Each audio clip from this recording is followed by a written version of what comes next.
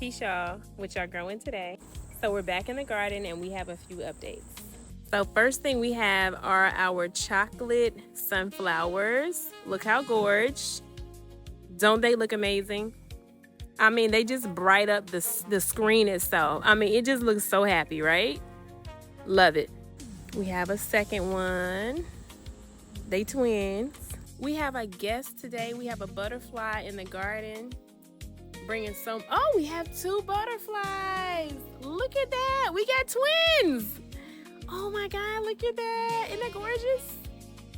Love it. The garden brings so much beauty and life. I'm gonna see if I can get one on my finger, y'all. Let me see. Okay, let's see if it'll work. Come to me, my child. Come. Come. Will you come? Will you come to me? No? Okay. Will you come? You're flying all over the place, but you're not landing. It's okay. I understand. I want you to be comfortable. But I mean, just look at it. Beautiful. So we have some winter squash that's popped up. I'm not sure if I want to say this is a green cusha squash. It looks like it may be, but I'm gonna get it a hammock in a minute so that it can support it. But look how huge that is, y'all. We also have our first butternut squash. Gorgeous. Our hibiscus roselle is like getting crazy. Look how tall that is. And we have two more over here. I want to say they're different varieties. I want to say this is the regular one. And then those are the Thai hibiscus roselle. I may be wrong, but I believe that's so because these are shorter. And then this is tall like the ones I grew last year. But so excited for my hibiscus roselle plants. They look so happy, so healthy. We also have some of our first yard long beans. We have the green ones and we have the red ones coming in. Y'all see these? So here's a close-up. Look at how beautiful these are. These are the red long beans. They're basically green beans, but a Chinese long bean version of a green bean. It tastes exactly like green beans, but they get as long or even longer than your arm. Gorgeous. Our shampoo ginger and our regular ginger is still doing great. Still doing incredible. Okay. Moringa is doing amazing, and we'll probably bring this inside for the winter. We got them in a grow bag, but look how beautiful these leaves are. I'm probably going to be harvesting some of these leaves and putting it in a tea. Comfrey is doing great. Look how huge these leaves are. Like, this is my hand. Okay? Look how huge these leaves are. And this is our first year ever growing out elderberries, okay, from our plant. So we will be harvesting these very soon. You see they're dark purple, I guess, black almost. These are ready to be harvested. So y'all, we will be having some hibiscus. We will be having some homemade elderberry syrup content. I'm going to be making it. I'll make videos on it, but I'm so excited. This has been a dream for me to start making my own syrups and medicines and things like that for my family. So I will let you all know. I will bring you along the journey with me so that you can see how I make my elderberry syrup. We also have some butterfly pea flowers that we have to harvest. And I'm going to be making some butterfly pea tea very soon. They're coming in very, very abundantly now. Here's our butterfly pea tea flowers we harvested today. We have more that are dried out in the house. So my vision for it was for my butterfly pea tea to vine up this walkway trellis and kind of like crawl and vine all the way across. So far, it's doing exactly what I needed to do. It understood the assignment. Also, my vision for my cattle panel, as you can see, was for my my vining winter squash to grow over it. As you can see, I have loofah growing, I have butternut squash, I have zucchini rapicante. And my goal was to shade out this bed. Like I told you all in previous videos, ginger and shampoo ginger like a shady kind of area or space to grow in. So all of these vining crops that are vining over completely covering the entire cattle panel, absolutely shades out my ginger bed, which is exactly what I wanted it to do. So thank God for that. So this is like this like a just amazing feeling for me because these projects that I have visions for, they not only provide aesthetics, because look how beautiful this cattle panel is. You can just walk through it. You have the vines and the fruit hanging, right?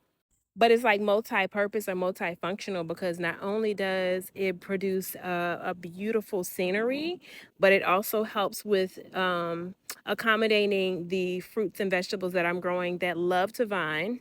It shades out my beds like I need. Even for like my butterfly PT, like it looks aesthetically beautiful, but I mean, it's functional, right? And that is like a sweet spot for me. I love something that is functional, all right?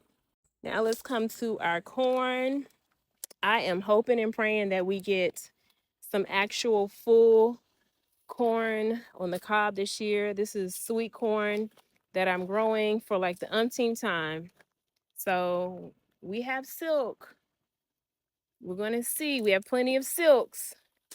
Hopefully they got pollinated so that we can get some corn this year. I'm trying this little hack that I found on social media where they use clothespins to kind of, I guess, deter the corn worm, the worm that I think it's a silkworm. It's green that you would get usually at the top of your silk. So that's supposed to deter it, but we shall see. We have our honey nut squash that is just vining all over the place. Here's our first honey nut squash. And the pole beans, I just can't keep up with them, y'all. Like literally, they are growing all over the place. You hear me? Like completely abundant. And if you don't keep up with, look at all of these. If you don't keep up with harvesting them, they will get away from you and go like get too seedy. Look at all these pole beans. Crazy. This wasn't even intentional. I really thought these were bush beans, but you know, God had other plans. So here we are. We tried to accommodate as much as possible because, again, as you can hear from the name, they like to vine, they like to grow on poles, they like to grow on trellises. So we are trying the best that we can to accommodate them so that they can produce. Here's the pole beans we've gotten so far, and there is so much more that's coming in because they're just flowering all over the place, as you can see. And I think we may get some summer squash, y'all. It's been a rocky road. As you can see, most of them were attacked by those bald-headed squash vine borers, as you know. But we did our surgery, and as you can see, that was successful because it looks like we have some yellow zucchini coming in, as well as our first patty pan squash. All right, so quick harvest. We got some sun gold tomatoes. We got some calendula that we're drying out. We'll be making salves out of those for the winter. We have red okra. And y'all, again, I can't remind you enough. Don't let your okra get away from you. You have to harvest sometimes every single day because that's how quick they grow. And if you let them get too long or too big, they will get woody and you can't use them other than maybe for some okra water or some pre-poo. And we'll talk about that in another conversation. But we have some Alabama red and some regular green okra. But I do want to say that I'm going to always grow okra, y'all. Okra is going to always do it for me. You know why? Because I love something that's multi-purpose. So okra is not only good for eating, of course, and I can eat these raw right off the plant, by the way, but you can make okra water out of them. You can also use them as a hair conditioner, okay? So anything that I can use for more than one thing, I'm going to always grow. That's called getting the biggest bang for your buck. So y'all grow y'all some okra and y'all keep growing. Peace. Oh, and by the way, if you leave your green peppers on the plant long enough, they will eventually turn red. So we're about to harvest these green/red peppers.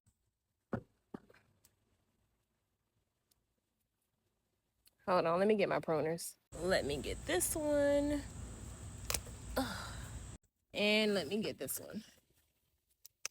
There we go.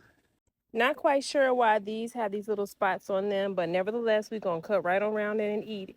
And y'all get used to eating fruit and vegetables that aren't picture perfect because in a time of need, you're not going to care about that. Peace.